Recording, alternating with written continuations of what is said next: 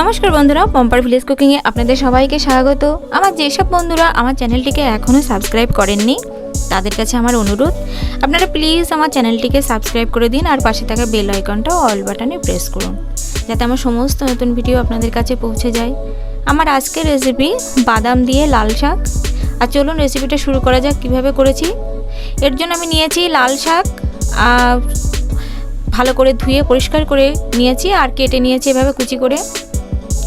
এবার একটা কড়াইতে সামান্য একটু জল দিয়েছি, জলটা গরম হয়ে এলে শাকটা দিয়ে দেব। জলটা বেশি দিলাম না, এ কারণে জলটা আমি ফেলে দেব না, ভাপ দিয়েই শুধু নিয়ে নেব জল সমেত।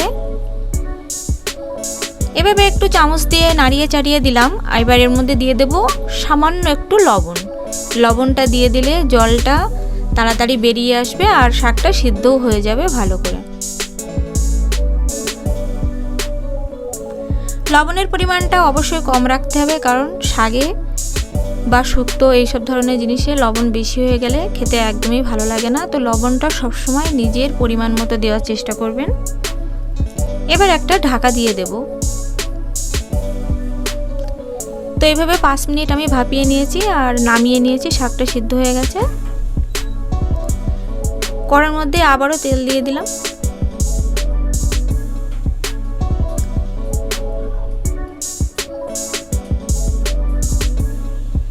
তেলের পরিমাণটা একটু বেশিই দিয়েছি, শাকে একটু বেশি তেল লাগে। তেলটা গরম হয়ে এসছে। এবার দুটো শুকনো লঙ্কা এভাবে একটু মাঝখান থেকে ছিঁড়ে ফোড়ন দিয়ে দিলাম। দিয়ে দিলাম 2 টুকরো তেজপাতা, ছোট চামচের 1 চামচ 5 ফোড়ন,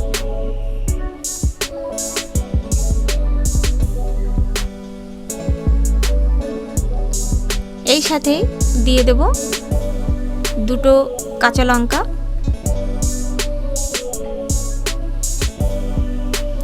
লঙ্কাটা আপনারা আপনাদের পরিমাণ মতো দেবেন, যারা ঝাল খেতে ভালোবাসেন তারা একটু বেশি দেবেন, যারা কম খেতে ভালোবাসেন তারা কম দেবেন। তো ফোড়নগুলো আমার ভাজা হয়ে গেছে। এবারে সিদ্ধ করে নামিয়ে রেখেছিলাম যে শাকটা, ওটা এইভাবে জল সমুদ্রেই দিয়ে দেব।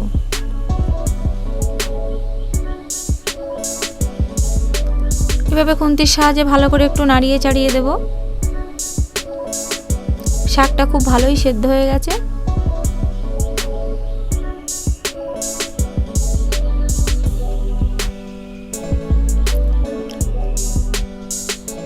এবার দিয়ে দেব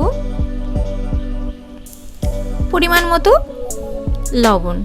যেহেতু আগে একটু লবণ দিয়েছিলাম সেজন্য এবারে খুবই সামান্য লবণ দিলাম।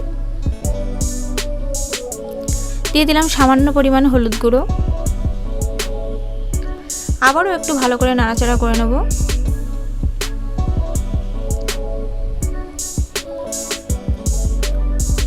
এবারে দিয়ে দেব ছোট্ট চামচের 1 চামচ জিরের গুঁড়ো।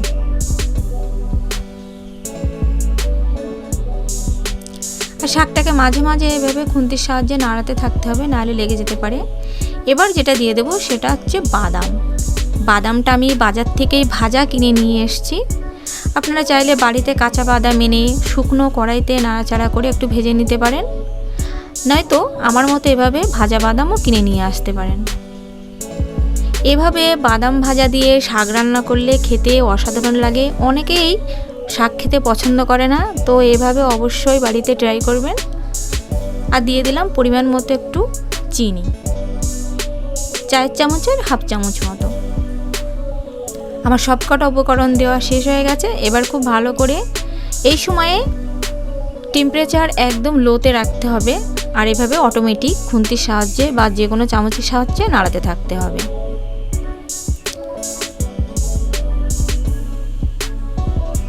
আমার আজকের রেসিপি কেমন লাগলো কমেন্টে জানাবেন, আর বাড়িতে অবশ্যই ট্রাই করবেন। আমার শাকটা প্রায় রান্না রেডি হয়ে গেছে।